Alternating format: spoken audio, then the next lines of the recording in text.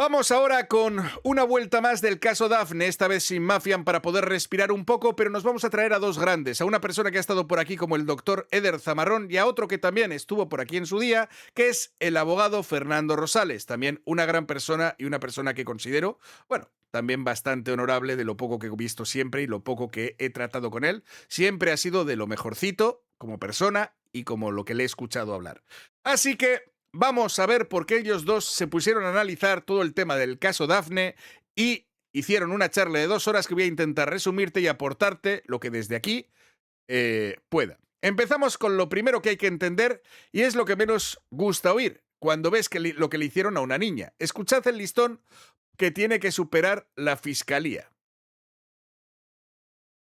Bueno, dicho eso, el feminicidio está, digamos, aglutinado de varios elementos que la fiscalía debe acreditar. Y ese es un punto importante. Hay un principio denominado de presunción de inocencia que además la fiscalía debe de poder destruir con suficiencia, ¿eh? O sea, es decir, no debe quedar duda alguna que la persona que va a ser sentenciada por un delito, sea cual sea, pero en este caso es feminicidio, pues tiene que probarse sin ninguna duda alguna su plena responsabilidad penal, quebrantando en todo caso esa presunción de inocencia, justo con elementos de convicción suficientes, idóneos, pertinentes y que hayan pasado evidentemente por un juicio oral.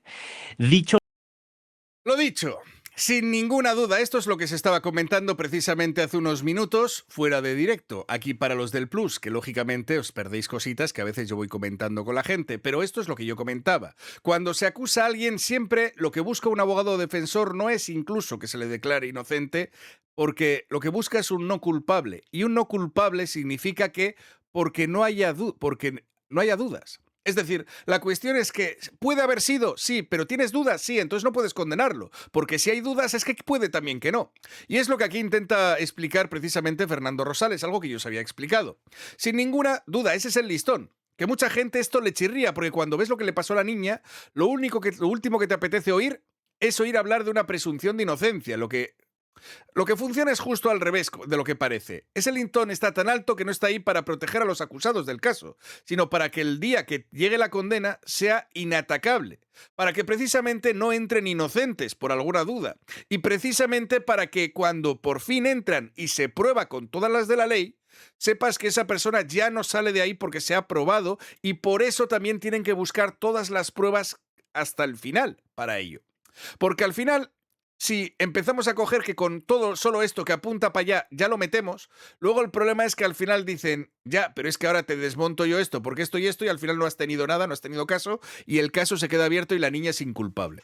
Sin embargo, si intentamos rascar todo lo posible para que aquello quede cerrado bien y que no quede duda alguna, tenemos un claro caso a pesar de que en algunos casos pueda haber sido y se pueda librar porque no haya pruebas suficientes, ¿vale? Una condena mal construida se cae ante un amparo en 5 años. Y ese día ya no habría justicia para Dafne, ¿vale? Por eso es importante hacerlo así. Aquí además los enumera. Escuchad los 3. Fijaos sobre todo en el último, porque tiene un matiz importantísimo para este caso. el delito de feminicidio va a establecer justo esas razones de género. Por ejemplo, que existan antecedentes de cualquier tipo de violencia contra la víctima por parte de lo agresor o los agresores. Eso es un elemento importante. Parte importante 2, que la víctima presente algún tipo de lesión, ¿vale? Digo, es obvio que por el tipo de delito, pues va a haber determinado tipo de lesiones, ¿no? Pero bueno, el tipo penal ya está, digamos, establecido de esa forma y esa será, pues digamos, lo que el tipo penal nos va a solicitar. Y por ejemplo, que haya existido entre el sujeto activo y la víctima algún tipo de relación, por ejemplo, institucional, docente, relación laboral, religiosa o de cualquier otro que implique de manera formal una relación de subordinación o superioridad a la víctima. Ya.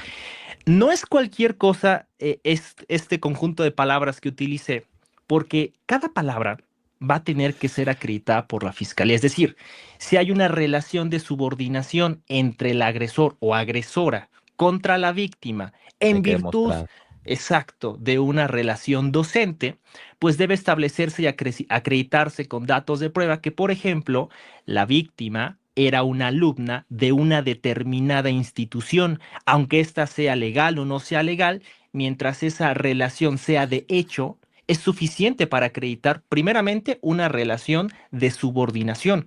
Porque un Lo dicho, este matiz es enorme y quiero que lo entendáis bien. Da igual que la escuela fuera legal o que no fuera legal. Da igual si tenía papeles, avales, registros, si son escuelas militarizadas que van de aquella manera, si la relación de subordinación existía de hecho, sirve ya para acreditar el elemento. Basta con demostrar que era alumna, una credencial, un contrato de servicios escolares, o las declaraciones de los testigos que digan que estaba inscrita en ese curso. Así que todos esos testimonios de exalumnos que llevamos semanas viendo no solamente son indignación de redes, son material que encaja exactamente en uno de los elementos que la fiscalía tenía que probar, que en este caso ella era alumna de ese centro. Ahora la advertencia más importante de todo el vídeo, y la que a mí más me preocupa. Y luego ya en el juicio oral, ya en el amparo directo, la fiscalía no tiene manera de poder, bueno, resolver este tipo de asuntos porque justamente hay varios elementos que dan lugar entonces a que si fiscalía no prueba bien este tema, pues entonces puede dar lugar a una absolución. Y luego la gente se pregunta, ¿pero por qué? Y no es tanto de que esos errores, digamos, vaya, o sea, esos errores no tendrían por qué justificar la absolución de una persona en sí mismo, pero tampoco una persona debe enfrentar una conducta o una sanción por una conducta que no fue acreditada. Y es un tema y es un dilema por ahí que más adelante platicaremos. Ahora, Lo dicho, si la fiscalía no prueba bien esto puede dar lugar a una absolución. Por no probar bien el grado de intervención, no por la inocencia, por una clasificación también mal hecha. Quiero que os quedéis con esto porque es la razón por la que a mí me importa tanto cómo se cuenta este caso.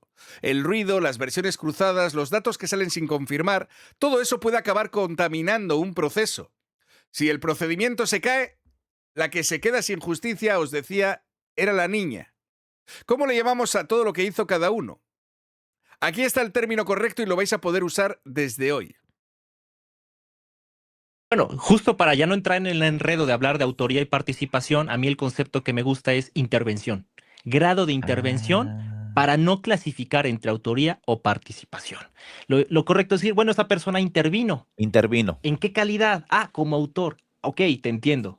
O como partícipe. Ok, también entiendo.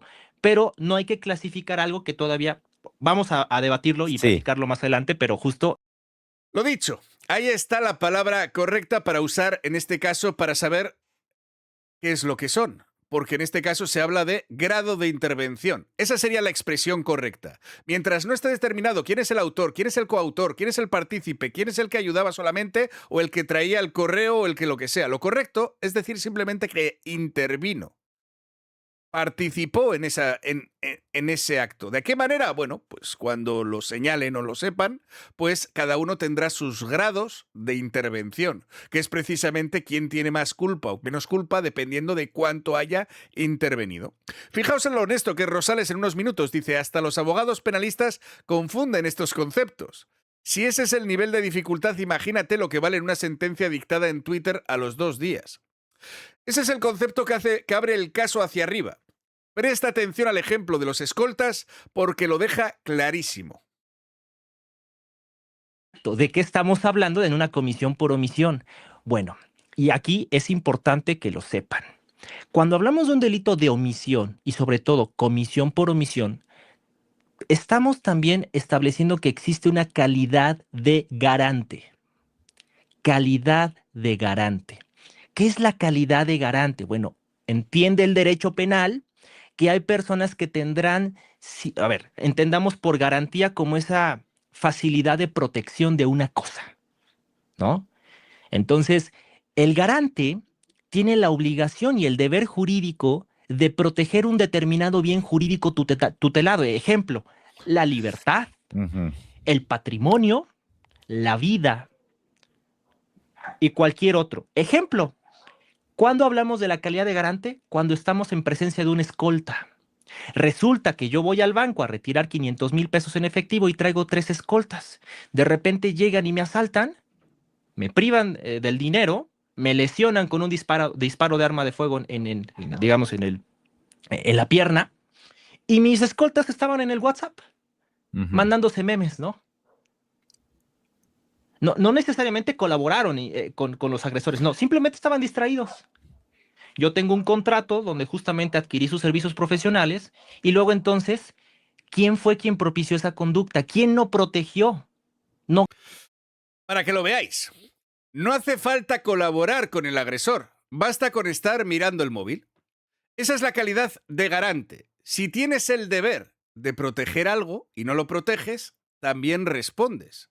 Es aquí donde este caso deja de ser un caso de 3 personas por la calidad de garante. No solo quien la golpea, también puede ser quien la dirige, quien supervisaba ese día, quien tenía la obligación de atender una urgencia que no atendió. Ahora vais a ver cuánta gente puede entrar en esa categoría, porque hace falta muchísimo esta aclaración.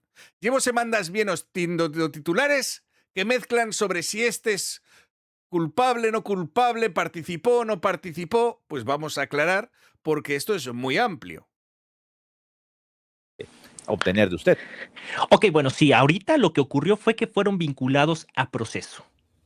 Ese concepto, digo, no debe ser confundido con el concepto de sentencia. Sí, claro. La sentencia es una resolución que pone fin a un determinado juicio. No hemos llegado a un juicio y no se ha puesto fin a nada. Ha comenzado.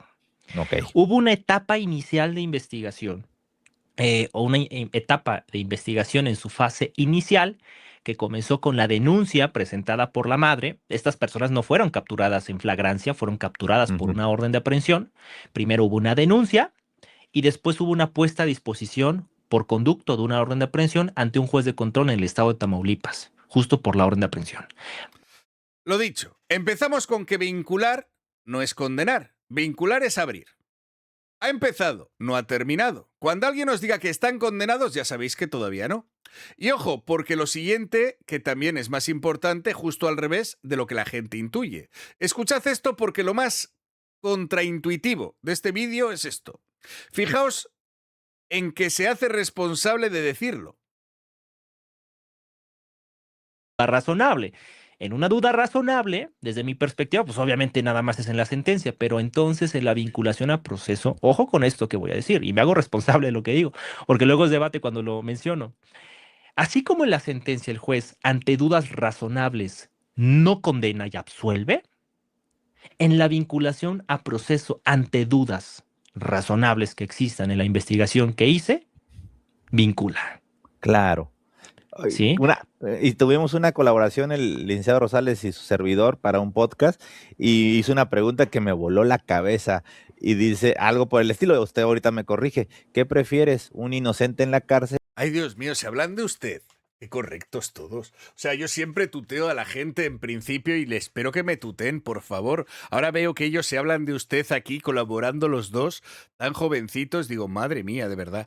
Al revés, en la sentencia, si tienes dudas se absuelve, pero es que en la vinculación, como tienes dudas y hacen falta revisar bien todas las pruebas para que se disipen esas dudas o no, o queden en entredicho, si hay dudas, pues le vinculas y que el juez, cuando vea todas las pruebas, vea si realmente se aclaran las dudas, se disipa o no, porque al final, en una vinculación a proceso es una especie de resumen rápido, donde se ve más o menos un poquito todo lo que hay, pero no se desgrana. Al final, luego ahí es donde se entrevistan, se suben los testigos, eso ya es en el juicio. Y por eso ahí, con los abogados diciendo una cosa, intentando confrontarlo, es el juez el que va a tener mucha más información. Por tanto, ante la duda, directamente se vincula. Pero ante la duda en un juicio final, tú no puedes ya meterlo a la cárcel porque ahí sería la sentencia. Fijaos en el detalle que dice, me hago responsable de lo que digo porque luego es debate. Es un profesional hablando, no aquí simplemente un opinador. Ahora los 3 elementos que hay que acreditar para sostener una coautoría. Los 3, no 2. Apuntadlos. Que hablar de un coautor. Y dentro de la coautoría hay determinados elementos. Por ejemplo, la creación de un plan previo. Cuando hablamos de coautores siempre debemos establecer que hay elementos que hay que acreditar. Y el primero de ellos es la creación de un plan. o la resolución conjunta, que es un sinónimo que habla la doctrina alemana. Hablar de plan previo significa que antes de cometer la conducta, los coautores van a tener una forma de guiarse de cómo van a llevar a cabo una determinada conducta delictiva. Ese es un elemento importante.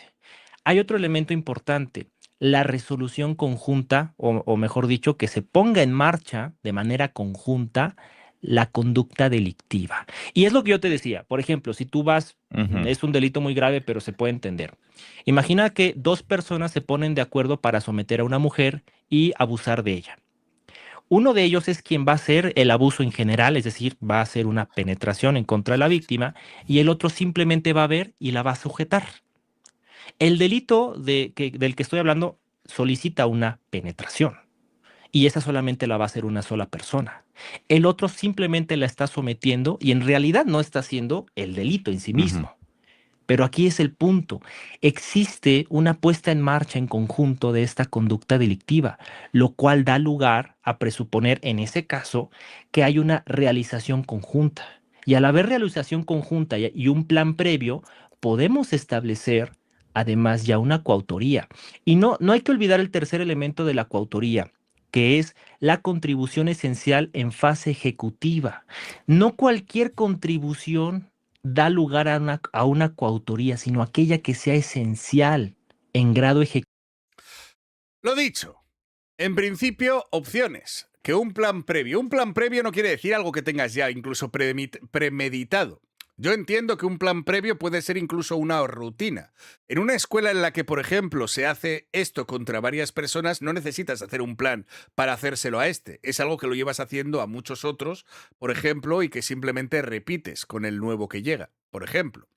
También una resolución conjunta, es decir, que todos tengan algún tipo de participación, ¿no? Y que lógicamente estos conlleve a ello. No quiere decir que uno le tenga que estar empujando la cabeza, pero sí que es cierto que igual, pues si le agarras el brazo para que no te pueda arañar o defenderse, tú no la estás ahogando, pero estás colaborando y por tanto también eres un coautor. Digamos que estos son terminologías a nivel legal para saber cuál es el grado, como decían, de intervención, que es lo que estábamos hablando sobre la participación, y a veces ser autor o coautor, es decir, al mismo nivel, no quiere decir que hayas hecho lo mismo, simplemente que sin ti y sin esa contribución esencial que dice, sin tu participación tampoco se habría podido llevar el hecho, porque necesitaban de esa ayuda, ¿no? Entonces, si falta uno, en teoría no hay coautoría. Esto explica la situación de las tres personas vinculadas. Pueden acabar siendo muy distintas. Ni siquiera los tres tienen que acabar con el mismo delito, ¿no? Porque para eso se tienen que demostrar todos estos hechos. Guardad los tres elementos porque dentro de un rato vamos a ver qué pasa si la fiscalía llega al juicio y no consigue acreditarlos. Ahora, aplica todo esto a la escuela. El bloque es largo, pero merece la pena entero. Porque es donde encaja todo lo que ya hemos sabido, lo que yo te he ido encajando también en parte. Vamos. A ir enlazando.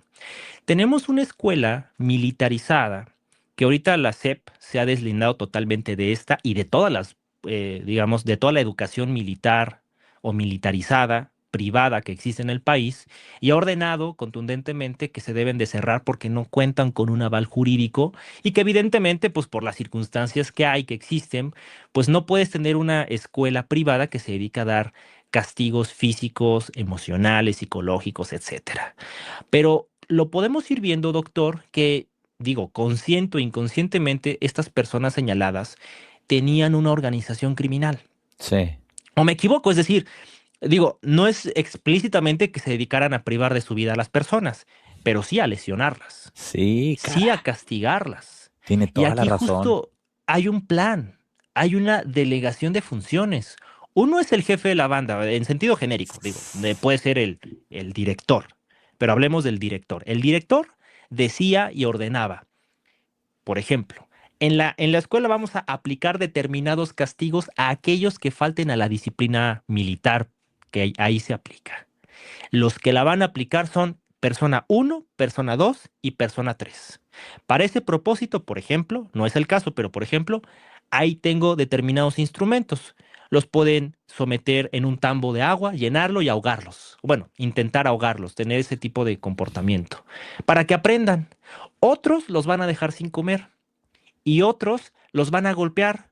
Puede ser contra la taza del baño, puede ser contra algún otro o con algún otro instrumento, pero el punto es que hay una delegación de funciones en esta organización.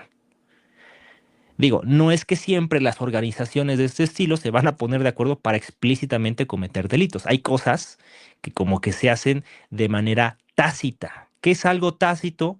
Pues que yo no voy a dar una respuesta clara, pero me voy a dejar llevar por la corriente. No me dicen que castigue, pero me permiten castigar cuando me ven Claro. castigar, ¿no? No me permiten que golpee a las personas, pero cuando lo hago nadie me dice que está mal. ¿Me explicó? Entonces pongo a hacer trabajos forzados a determinadas personas, pero los que están arriba de mí, mis altos mandos, cuando ven que lo hago, no me dicen nada. Es más, hasta lo Bueno, avalan, lo sí, consienten, lo perpetúan. Entonces vemos que hay un plan previo, hay una delegación de funciones, hay también una contribución, bueno, una realización conjunta y una contribución esencial en fase ejecutiva de todos y cada uno de ellos. Lo dicho, esto es como lo más fino de todo el vídeo. Sé que ha sido un poquito más largo, pero importante, y quiero que paremos. Dice que la estructura así no necesita ponerse de acuerdo explícitamente para delinquir.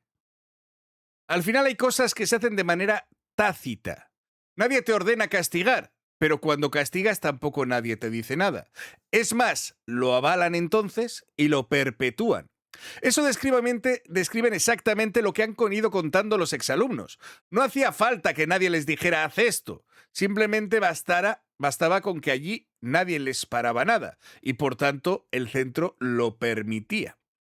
Jurídicamente eso puede constituir ya un plan previo, delegación de funciones, que es justo lo que hace falta, por ejemplo, para una coautoría. Es lo que os decía, al final muchas veces no tienes que tener simplemente un plan.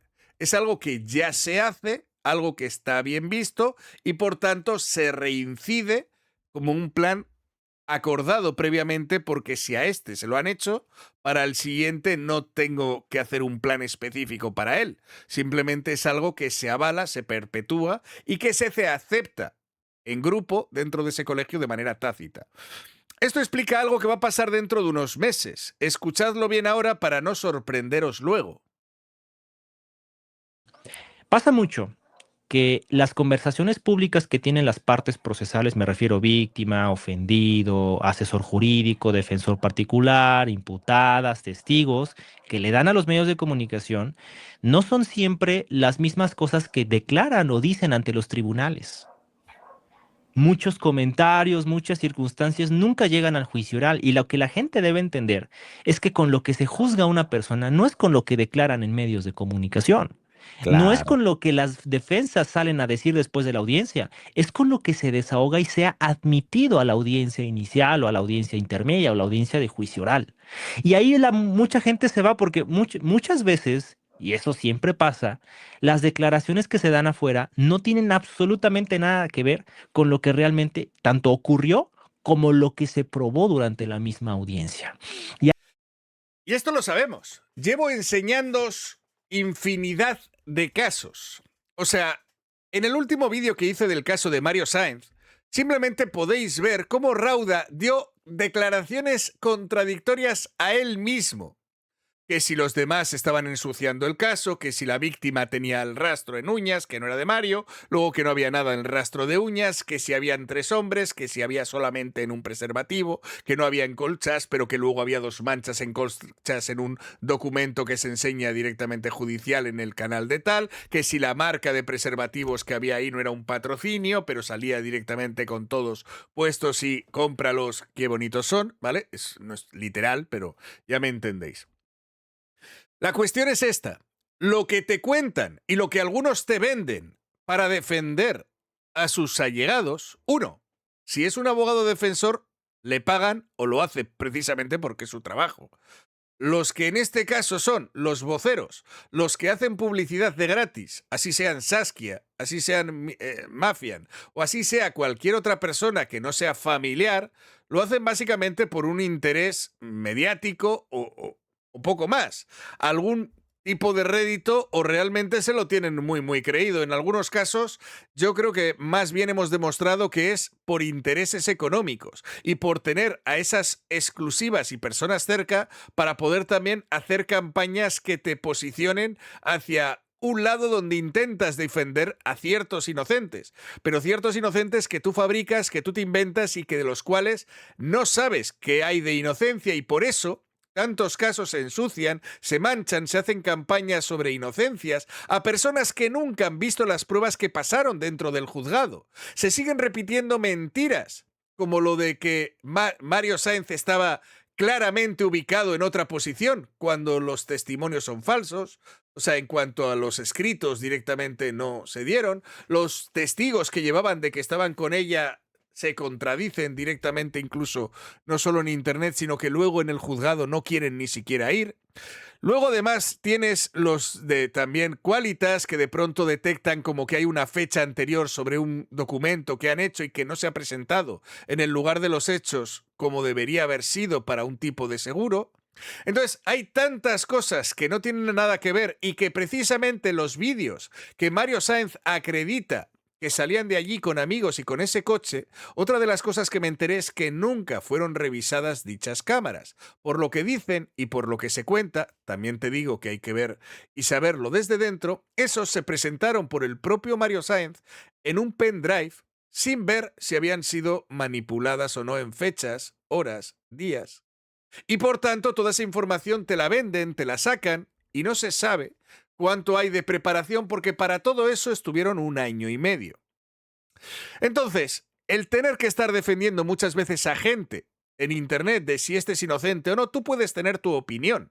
Y es totalmente válida, tú puedes opinar o creer lo que quieras, pero cuando nos sumamos desde medios, o algunos que se creen periodistas, o algunos que se creen creadores de contenido sacando la verdad, incluso aunque acierten 1 de cada 1000 que fallan, no les hará precisamente que no hayan perjudicado tanto a las familias, como a las víctimas, como a todo su entorno, con una revictimización y un señalamiento innecesario para un caso que nada tenía que ver, simplemente por el hecho de que, bueno, algunas personas pues se dedican a esto, a ensuciar, y por eso la gente tiene que saber que lo que dicen en internet, muchos no es lo que dicen en los juicios, pero no solamente te sirven estos casos, te valen las denuncias que he visto yo contra también el señor Oliveira o Dallas directamente, que te dicen que los juicios declaran unas cosas, pero que luego en internet te cuentan otras. Esto no, siempre te dicen que es que los jueces no lo entienden, que es que no se saben toda la historia, que el problema está en el lore y todo ese tipo de cuestiones de manera constante. ¿Por qué? Porque a ellos lo que les interesa y lo que les vais a dar de comer sois vosotros. Por tanto, a mí si el juez no me cree mientras no me condene, simplemente lo único que me condene es a una multa, a un dinero o a un no sé qué, yo te sigo mintiendo a ti porque tú te lo vas a seguir comiendo todo. Y es ahí donde vosotros tenéis que ser escépticos y poner esas pautas, si queréis precisamente, y seguramente los que estáis aquí no, porque sois los bonitos, sois los que sois de esta comunidad y seréis más críticos, pero precisamente los que no vienen, los que solamente vienen a criticar o a buscar donde uno se equivoca, es porque lo que no escuchan es que les están vendiendo una moto que simplemente quieren comprar. Llegamos a lo que para mí es lo más útil de las 2 horas. Se está hablando mucho de pedir una exhumación, una segunda necropsia, como si eso fuera a ir más a fondo. Escuchad a lo que un penalista y un médico intensivista dicen al discutirlo. Porque, a ver, por ejemplo, si ya existe una necropsia, Sí. El asesor jurídico podría incorporar una nueva necropsia particular. Puede hacerlo, sí. Pero, doctor, ¿qué pasaría si la necropsia particular con buenas intenciones es contradictoria a la que practicó agente del Ministerio Público? Time, maestro. Fíjese que no quiero decir demasiado, pero efectivamente, vamos a suponer que hay una exhumación y que hay una segunda necropsia y que ahora, al momento de hacer biopsia de los alvéolos, no encuentran ruptura alveolar o ya no encuentran agua en las celdillas etmoidales y obviamente ya no va a haber agua en el tracto respiratorio. Entonces puede ser contraproducente. Por eso creo que ahí, digo, no quiero dar o así que malas ideas, pero ahí creo que, pues sí, si ya alguien, si un perito, o sea, que esa es otra, ahí pues es un punto débil, a lo mejor pueden ahí indagar. El perito, o sea, el médico es forense certificado, o el que hizo la necropsia, bla, bla, bla. Ay, pues los abogados son bien, yo diciendo, perdón, Sí, sí, sí, sí, sí, no es verdad. pero son bien culés, son bien, son, pum, pum, pum. Imagínese que le toque eso que, a ver, ¿quién le hizo la necropsia? ¿Por qué dijo que así sea por sumersión? Ok, vamos a demostrarlo. ¿Dónde está la patología forense? Tienen las biopsias, a ver, préstenme las laminillas, mi perito particular ahora va a analizarlas. Sí, se vuelve un caso muy, muy complejo, así que creo que, pues, yo creo que una segunda necropsia sería inclusive hasta contraproducente para la justicia que buscan de Dafne. Lo dicho, porque a veces no te quieres fiar del médico, a veces dices que se ha hecho mal. Y lo puedo llegar a entender porque todos los profesionales se pueden equivocar, pero hay cosas que solo se pueden ver una vez. Si tú abres, ves que hay agua y el agua se escapa, el agua ya no va a estar la segunda vez, no la vas a volver a rellenar como estaba, ¿no?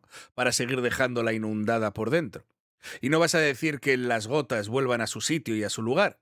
Por tanto, el problema de hacer esto no solamente es que si de pronto el siguiente dice yo es que no lo veo, y yo puedo decirlo porque no está aquí el agua, entonces ¿qué van a decir? ¿Que el primer informe es falso y que por tanto no pasó por agua? ¿O simplemente es por el hecho de que ahora ya no se puede comprobar? Y por tanto genera una duda innecesaria sobre un acto de que una cosa a veces no se puede comprobar dos veces.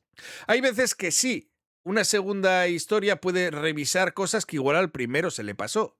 Pero en estos problemas en los que muchas veces los daños son internos se abren para ver, pues entiendo que a veces los daños no van a estar de la misma manera cuando pasa un tiempo y también todo aquello pues se va degradando, porque además, no sé si sabéis un poquito de cadáveres, pero cuanto pasa muy poco tiempo se endurecen y cambian de color muy rápido, imagínate cuando llevan mucho más.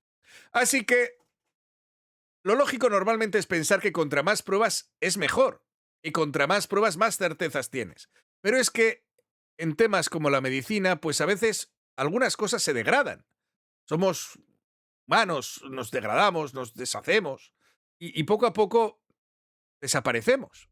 Por tanto, al final, no siempre una segunda prueba de una cosa que ya ha sido analizada, lo que quieres es que el primero lo haga bien, eso sí, que el primero no se haya equivocado en nada, porque volver a repetirlo solo puede dar pie a que se libren porque un mal dato ya no pueda ser otra vez recogido. Así que a veces puede ser complicado. Lo total, esto lo refuerza además con un precedente en México que conoce todo el mundo. O por lo menos en este canal. Dafne. Sí, de hecho, esto que mencionas pasó muy similar en el caso de Evan Escobar, Sí. donde y creo que fue una muerte, digo, estaba involucrado el elemento también del agua, hubo cuestiones también parecidas, y justo de que hubo tantas diligencias que hizo para empezar la Fiscalía de Nuevo León y después la Fiscalía General de la República, cuando cambió de fuero, pero digo, hubieron muchas contradicciones entre unas y otros peritos.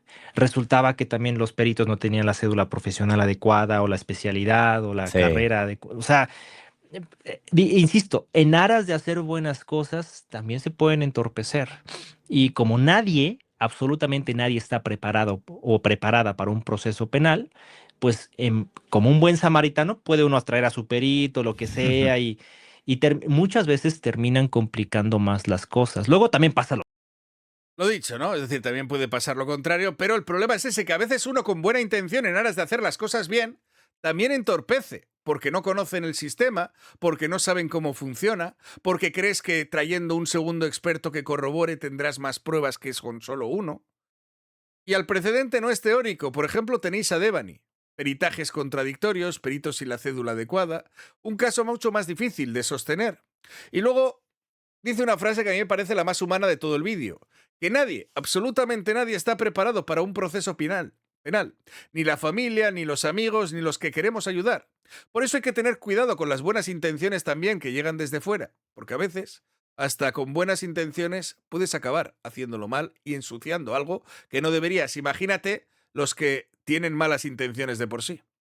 Y aquí está lo que os pedí, que guardarais antes, lo de los 3 elementos de la coautoría. Escuchad lo que le pasa si la fiscal no los acredita. Su grado de intervención, ¿no cree? Claro, bueno, en este caso, si la fiscalía se monta en su macho, como dicen, ¿no? Ajá. Y llega al juicio oral y no pide reclasificación, tal vez a sabiendas de que no le alcanza para acreditar una coautoría, esta persona tiene que salir absuelta. Ah, Porque aquí el principio de taxatividad nos establece que si exactamente el delito no se prueba tal y como te lo piden ujú, las leyes penales, entonces estás absuelta. ya. Pues sí, tal vez se demostró que tal vez tenía algún grado de participación. Era yo partícipe auxiliadora, como se le denomina, partícipe cómplice. Pero resulta que en el juicio oral quisieron probar una coautoría y yo no cometí coautoría, quizá cometí alguna participación. Luego entonces el juzgador debe en ese caso absolver. Y si no... Lo dicho, si se hace mal, si no se va directamente al delito que es, si se vincula y se señala como lo que no es, pues mientras haya dudas y no corrobore o no coincida, pues va a quedar absuelta. Aunque sí que hubiera hecho algo, porque el principio de taxatividad, que es el que dice que si ese delito no se prueba exactamente como lo pide la ley, no hay condena. Puede ser que la persona haya participado, pero la ley es muy específica en ciertos casos. Por ejemplo, los casos de acoso. En muchos países el ciberacoso y el acoso digital todavía no está muy bien tipificado. Y es cierto que muchos jueces y muchas condenas se están basando en lo que es lo literal sobre el papel, como por ejemplo todavía las mensajes de WhatsApp se consideran como las cartas de buzones antiguos y se consideran como correspondencia privada al que tú no puedes abrir una carta de un vecino y tú no puedes mirar su móvil como el WhatsApp. Es decir, se intentan adaptar con lo que hay, porque más o menos sería lo moderno a un sistema viejo. Pero claro, a veces la gente que te persigue no te persigue por la calle. A veces no te persiguen de la manera directamente que te puede incomodar o te puede molestar lo suficiente como para sentirte acosado.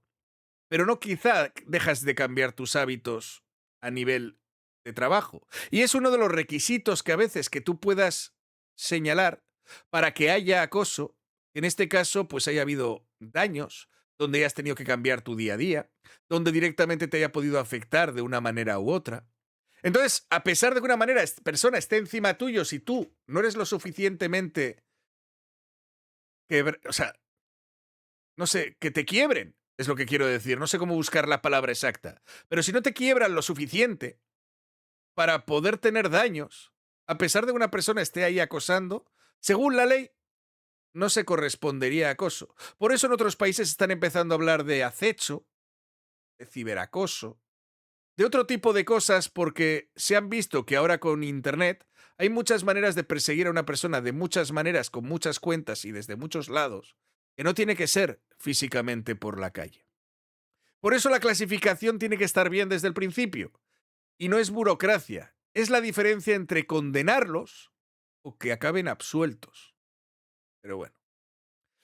Y ahora la parte médica, que es donde Zamarrón aporta lo que nadie más puede aportar. Describe el estado en el que estaba Dafne después de ese golpe. El diablo. Ahí le va, Lick, fíjese muy bien. Entonces quiere decir que a lo mejor a varios lo sumergían en una taza con agua, pero nada más Dafne llegó a fallecer porque ella se golpeó, tuvo un deterioro, un golpe, y por eso ella tenía esa predisposición a ahogarse. O sea, el castigo que estoy siendo abogado del diablo, que no se me va a salir de contexto. Entonces, el castigo que le aplicó esa tal estrellita no era suficiente para causarle el fallecimiento, sino a ella le causó el fallecimiento porque había tenido un traumatismo craneoencefálico o un traumatismo craneofacial. Y si nos vamos más para atrás, Tal vez el médico tuvo la responsabilidad de mandarlo de mandarla a un hospital o asegurarse de avisar a las autoridades que tenía un caso de una menor de edad con un traumatismo craneofacial, que al final de cuentas es aviso a Ministerio Público. Entonces, sí, claro, digo, creo que eso es lo que la defensa de Estrellita va a poder ahí como poner pues, sobre la mesa. No sé qué opine. Y bueno, es que mira, también aquí es un tema y qué bueno que dices lo de la defensa. La defensa debe ser muy contundente en individualizar la defensa para justo para su representada, en este caso Estrellita. No puede ir como echando culpas para eludir su responsabilidad. Sí. ¿Me explico? O sea, yo no puedo decir, pues es que fue el médico el que me Ah, dijo. ok, ok. O sea, digo, sí, en parte sí, pero también tú. A ver, tienes a una persona pues, joven que se te cayó, que está presentando determinados síntomas. Y ya ahorita si quieres volver a repetir cuáles eran los síntomas específicos y cómo se manifiestan. Sí, ella aparentemente tuvo un golpe, para ser más sencillo, tuvo un golpe durante actividad física en la región cráneo facial, traía golpes en el labio superior, traía golpes en la parte frontal derecha, traía una disminución en la apertura ocular del lado izquierdo y tenía enlentecimiento para hablar. Aparentemente tenía pues un traumatismo cráneoencefálico, posiblemente leve, pero por eso la llevaron a que la valorara un médico. El médico Doctor, determinó. perdón, Sí. perdón que lo interrumpa, pero es que es muy, muy interesante lo que me está platicando ahora. Ahora ya lo estoy entrevistando, pero Bueno, y en este caso también que cualquier médico le habría indicado la hospitalización y el estudio de la imagen. No pasa desapercibido, esa es la conclusión, es decir, se veía. Es una niña con una inflamación en la frente, el labio lesionado, el ojo sin abrirlo bien, hablando con lentitud. Eso, en cualquier consulta del mundo, es una derivación a urgencias y un estudio de una imagen para ver si tiene algún daño. Quiero señalar una cosa del tono porque me parece importante. Fijaos que dice constantemente que está hablando de hipótesis, que no tiene el expediente clínico. Un especialista en pacientes críticos hablando de su propia materia y aún así poniéndose un freno. Así es como deben hablar los profesionales sobre un caso abierto, para que veáis la diferencia con otros. Esto es lo más duro del vídeo, os aviso. Zamarrón identifica los momentos en los que la niña se podría haber salvado. Sí. y si no lo tienen O y al no les ha... menos ellos saber primeros auxilios. Que ahorita le voy a Exacto. preguntar eso. Ella se filtró una llamada del 911 y ella no sabía dar primeros auxilios, no sabía dar reanimación cardiopulmonar. Digo, llamó al 911, la intentaron guiar, pero pues no se sabe si lo hizo correctamente o no, que ese es otro punto donde se pudo haber salvado Dafne. Yo médicamente detecto dos puntos donde se pudo haber salvado. Una, cuando el médico la envió, que le dijo a Estrellita que se tiene que ir a un hospital por el traumatismo craneofacial y que entonces ahí pues la hubieran hospitalizado. Obviamente se hubiera enterado la mamá, Dafne hubiera confesado, se hubiera hecho un relajo y la tendríamos con vida y pues esta academia a lo mejor ya no estuviera funcionando. Ahí se hubiera podido salvar. Y dos, si le hubieran dado correcto la RCP también. ¿Por qué? Porque en cuestiones de asfixia por sumersión, ahí decía que salía espuma por la boca, por la nariz y finalmente hasta por los oídos tenía espuma, que es producto de una reacción con el factor surfactante que hay ahí en los alvéolos cuando entra agua, bla, bla, bla, y comienza a ver todo esto. Ahí hay una forma diferente de dar RCP, que es darle primero ventilaciones, luego compresiones y aumenta las posibilidades de retorno a la circulación espontánea, es decir, Bueno, total, que hay dos veces más en las que a pesar de todo lo que había vivido se podría haber salvado según el especialista. La primera si lo hubieran llevado a un hospital, lógicamente cuando el médico le indicó. Y fijaos lo que dice allí, se habría enterado claro la madre, la academia probablemente tampoco estaría funcionando, y eso no les interesaba. La segunda, si la reanimación la hubieran hecho como se hace por una asfixia por sumersión. Es distinto, primero ventilaciones y luego compresiones. Yo no voy a poner aquí ningún audio de esa llamada, no hace falta y no lo voy a hacer. Con esto creo que ya lo hemos entendido todos. Y esto ya sería el abogado cerrando conclusiones. Y más de uno lo entiende de verdad que pues, son superhombres porque en realidad es muy complicado que hasta abogados conozcan todo este brebaje del derecho penal. Y lo digo también con mucha humildad porque yo muchos años, digo, desconocí todas estas cosas hace muchos, muchos años. Y justo creo que uno de lo que aprende o lo que va aprendiendo en la vida uno como abogado es que no sabe nada. Y sobre todo en derecho penal, no sé nada. O sea, si me permites el comentario, me he dado cuenta que no sé absolutamente nada. Pero que hago un esfuerzo titánico pues para poder traducir esto a un lenguaje más común, ¿no? Más fácil de entender. Porque, insisto, muchos abogados, todo esto que he mencionado, no lo conocen. Y aún Ni muchos lo conocen y otros no lo quieren conocer, y si no se lo inventan, sin ser abogados y sin ser periodistas, ¿verdad? Me he dado cuenta de que no sé absolutamente nada, eso dice. Lo dice el tipo que lleva 2 horas citando a Roxin, a Jacobs y a Zaffaroni de memoria. Os lo pongo porque creo que era la mejor conclusión posible para este vídeo. Cuanto más sabe alguien de un tema, es con cuanto más cuidado habla de él. Y al revés también. Cuando alguien os habla de este caso sin una sola duda, sin un solo matiz y con todas las respuestas, eso no es que no sepa mucho, es que no sabe lo suficiente para tener las dudas. Ay, llevamos semanas hablando de todos los casos. De Daphne, yo el primero. He visto 2 horas y me han colocado unas cuantas cosas en un sitio. Por fin había alguien que explicaba esto cómo funcionaba de verdad. Yo, al final, me quedo con 2 cosas. La primera, la de la exhumación, que como os decíamos, suena lógico que contra más pruebas sean mejor, pero ya habéis oído. A veces, esto puede salirte justo al revés. La segunda, la de los 7 u 8 años, porque la atención en Internet dura 3 semanas. Y en este caso vamos a necesitar gente pendiente dentro de 2 años. Ya no cuando sea la tendencia, cuando el juicio se celebre un martes, cualquiera sin cámaras en la puerta. Ahí es donde se gana o se pierde la justicia por Daphne. No hoy. Os dejo el enlace, bueno, ahí lo tenéis, del vídeo directamente del caso Daphne en Clínica SOS. Fijaos para que lo veáis y os suscribáis a ellos si os han gustado. Creo que con esto era más que suficiente para traeros el resumen y así no haceros un vídeo que fuera de 2 horas otra vez. A ver qué os ha parecido. Os leo.